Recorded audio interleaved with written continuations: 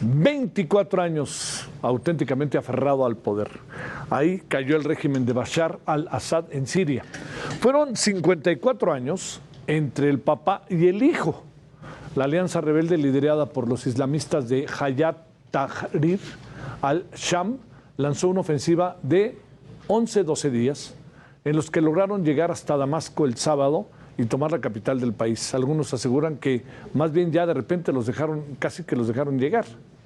La coalición insurgente declaró el inicio de lo que ha llamado una nueva era. Ingresaron a la prisión militar de Sednaya, donde constataron que había cientos de reclusos de los que no se tenía conocimiento, pues se encuentran en 3 pisos subterráneos de muy difícil acceso. Bashar al-Assad fue el único gobernante que sobrevivió. Recordará usted hace algunos años a esta de lo que fue un grito de esperanza llamado la Primavera Árabe del 2011, el cual fue levantamiento, esa fue su signo de distinción, el levantamiento en contra de varios gobiernos y que terminó con los regímenes de Túnez, Libia, Egipto, Yemen y Sudán. Bueno, el Assad escapó junto con su familia rusa, donde el presidente Vladimir Putin le dijo: pásale, estás en tu casa auténticamente. Le dio asilo, salió huyendo de Siria. Y por su parte, miles de sirios celebraron la caída del gobierno de Bashar al-Assad. Salieron a las calles para los festejos.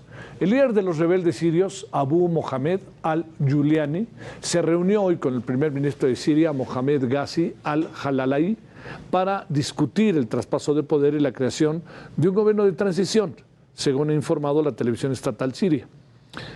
¿Qué gobierno viene? Eso es lo que hay que también preguntarse, además de todas las preguntas que le hace hace rato. ¿Por qué Rusia? ¿Cómo queda Oriente Medio con todo esto?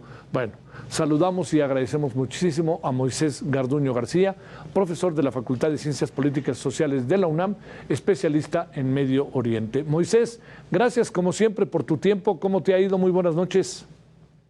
Javier, querido, muy buenas noches. Saludos para ti, para nuestra audiencia. Oye, Moisés, a ver, la verdad, ¿esto se veía venir o nos toma un poco por sorpresa?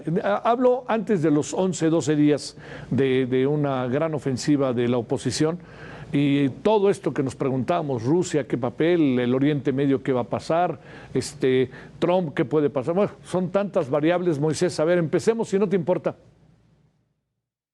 Yo creo que nadie lo vio venir.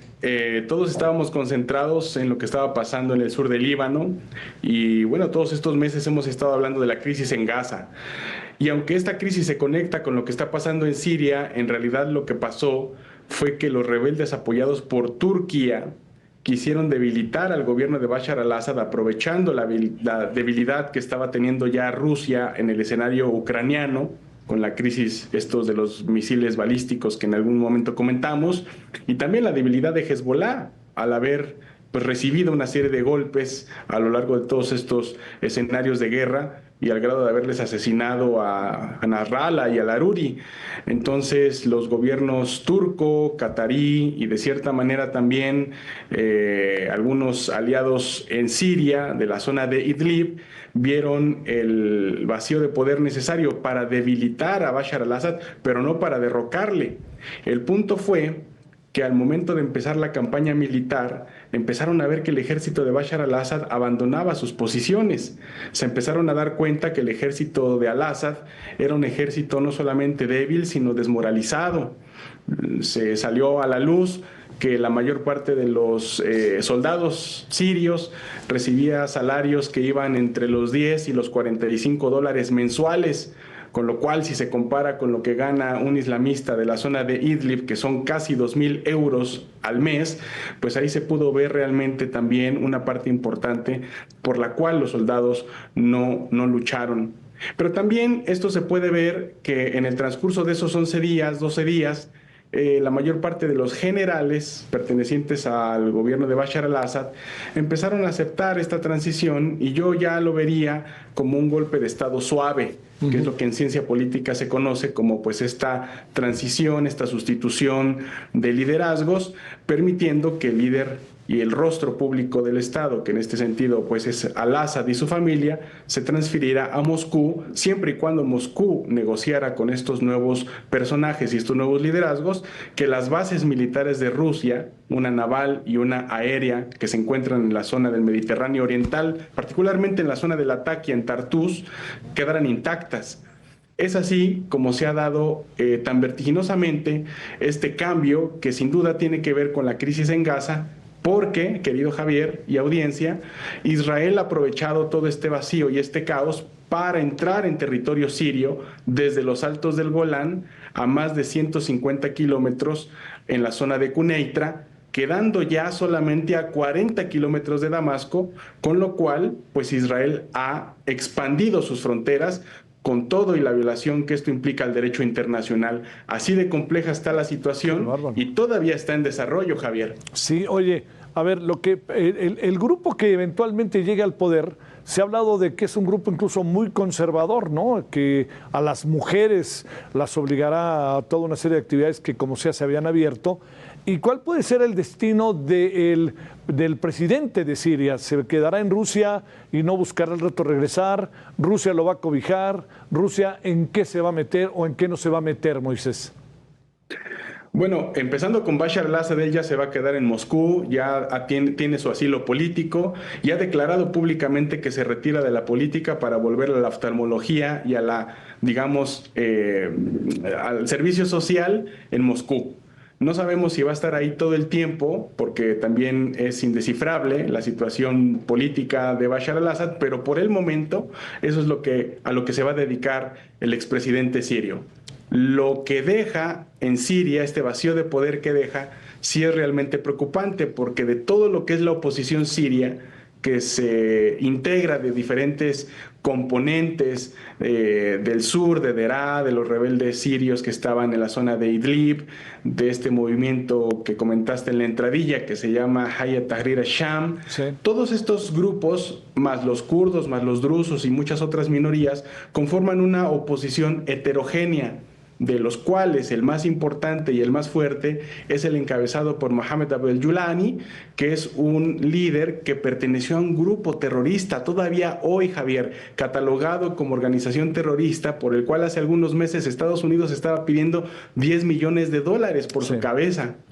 Ahora, este tránsito tan vertiginoso de pasar de un radical yihadista a un líder interseccional es realmente complejo de explicar, si no es más bien por los intereses de los patrocinadores de este grupo, Tahrir al-Sham, que probablemente pueda haberse beneficiado si se van a elecciones y este líder, al-Julani, queda como un líder electo para empezar a repartir diferentes cuotas de poder entre los diferentes grupos de oposición que le apoyaron para derrocar al Assad.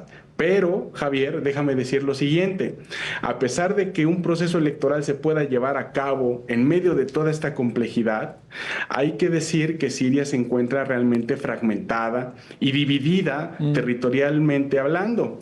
Los kurdos están en el norte, apoyados por Estados Unidos, un país que ha robado petróleo en Siria en los últimos 10 años.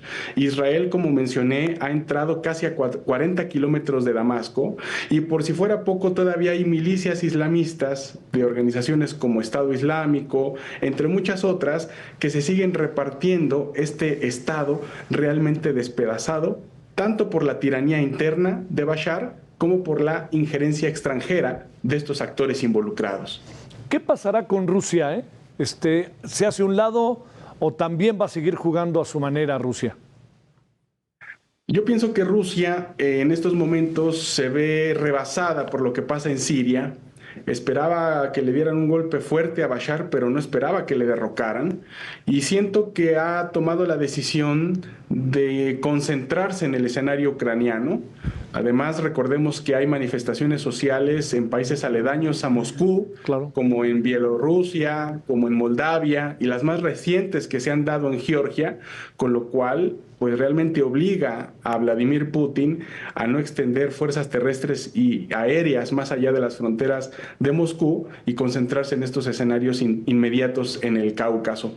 Ahora, con el advenimiento de Donald Trump a la presidencia, es probable que Vladimir Putin, al haber aceptado que Bashar al-Assad se haya ido de Siria, ahora pueda estar en posición de negociar lo más importante que ha querido Rusia en el conflicto con Ucrania desde un principio, que es que Ucrania renuncie a ser parte de la OTAN de una vez por todas, y si no, a por lo menos mantenerse como un estado neutral, cediendo estos 4 sectores geográficos que componen el Donbass, que dice Rusia son fundamentales para su seguridad nacional.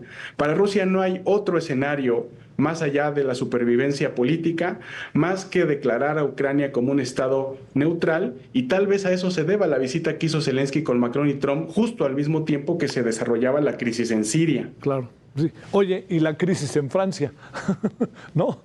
Y por supuesto que la crisis en Francia, sí, precisamente por la división que hay en Europa de seguir o no apoyando a Ucrania en lo que muchos analistas ya ven como una guerra perdida y una serie de recursos que lo único que han venido a dar pues es el enriquecimiento de los actores productores de armamento y no a las poblaciones con gasto social que han visto cómo los precios suben en las últimas olas inflacionarias que han azotado no solamente Europa, sino a buena parte del mundo.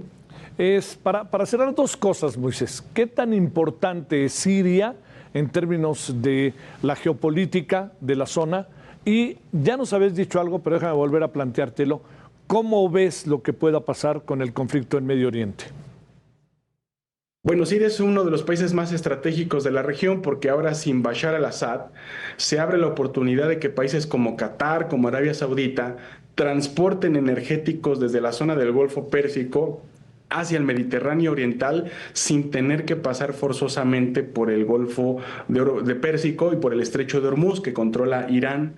Por lo tanto, hay que ver que el derrocamiento de Bashar al-Assad pues es un duro golpe al famoso eje de la resistencia conformado por Irán, Hezbollah y el propio Assad, con lo cual pues ahora se fortalecen estos países árabes del Golfo, Qatar y Arabia Saudita. Y por supuesto, la relación que estos dos tienen con Turquía, que es el gran ganador al ser uno de los aspirantes para extender la hegemonía turca hacia el mundo árabe, algo que convertiría a Turquía en una potencia no solamente regional, sino también en un actor hegemónico en la región.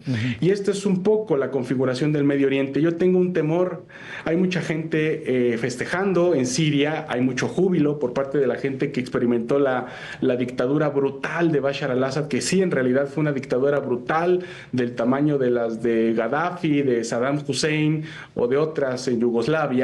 Pero hay que decir que Siria es un estado dividido, que está despedazado y que en caso de que no haya éxito en las elecciones que vienen, que espero yo equivocarme, Javier, pero si no hay éxito y no hay paz en Siria, vamos a correr el riesgo que han corrido otros estados intervenidos militarmente por Occidente, como Libia, como Afganistán, el propio Irak, al ver una Siria dividida y desgarrada entre diferentes actores regionales e internacionales, con lo cual se podría ver una Siria después dividida hasta en 3 zonas importantes, una kurda, una con los remanentes del régimen, alawitas y cristianos y drusos, y otra mayoritariamente suní, con este movimiento Tahrir al-Sham, que en caso de llegar al poder y consolidarlo, podría dividir a Siria de esta manera, para beneficio sobre todo del Estado de Israel. Para cerrar, ahora sí, Moisés, te estoy diciendo desde hace 2 veces que para cerrar, pero es que se pone bueno. Te preguntaría, no creo que Trump se quede con los brazos cruzados, ¿verdad? Bueno, aquí hay 2 escenarios con Biden y Trump, ¿no? Muchos analistas en Estados Unidos piensan que la guerra en Ucrania está perdida y que Biden lo único que quiere presentar al final de su administración es decir que durante su presidencia Irán, Hezbollah y el eje de la resistencia es más débil que antes y que si alguien va a perder la guerra que no sea Biden sino que sea Trump cuando llegue al poder. Pero por otro lado, Donald Trump y sus asesores quieren parar la guerra entre Rusia y Ucrania y quieren presentarse al mundo como los grandes pacificadores al terminar este conflicto. El gran problema, de acuerdo con pensadores como Mearsheimer o el propio Escobar, han dicho que el problema es que Trump es el presidente y es el rostro público del Estado, de los republicanos, pero está rodeado de muchas personas que han apoyado la guerra contra Rusia y han apoyado a Ucrania de manera millonaria, y es muy difícil que Trump se deshaga de ellos a lo largo de los próximos años.